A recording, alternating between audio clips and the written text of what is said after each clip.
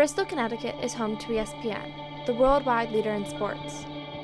The employees live and breathe sports 24/7. People think I have the greatest job, Oh, I wish I could work at ESPN. And I think people believe that there's just a big bowl of tickets in the cafeteria and you can go to the Super Bowl if you want, and you just run around with mascots all day.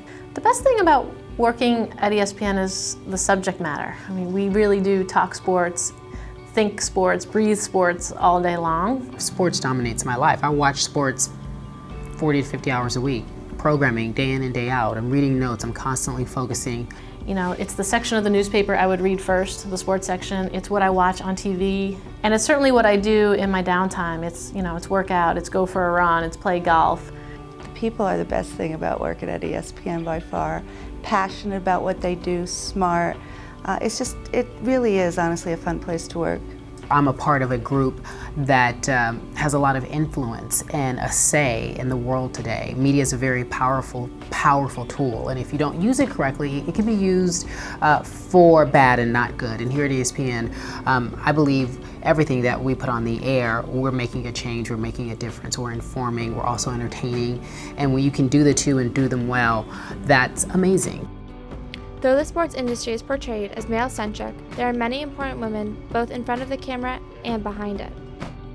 Working in a male-dominated industry is interesting, because I have to say, when I first joined ESPN and I first started in the sports industry, I didn't really think about it that way. I didn't really think about, oh gosh, I'm entering a male-dominated industry. It was more, again, the subject matter. We are equals, if not smarter, and I think that probably is the woman's plight. Asserting herself, showing that she is equal and she is on equal footing, because it's not there yet, but almost.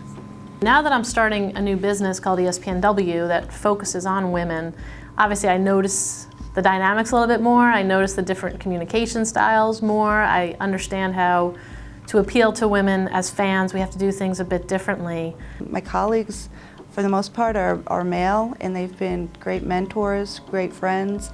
But there's a difference. When I can sit and talk with a woman, I notice it, that sometimes it's just different. Even little chit-chat.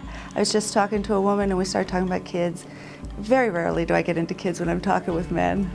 I think the future for women in sports is really bright. When you just look at ESPN as a company, we certainly have more women in leadership positions than ever before.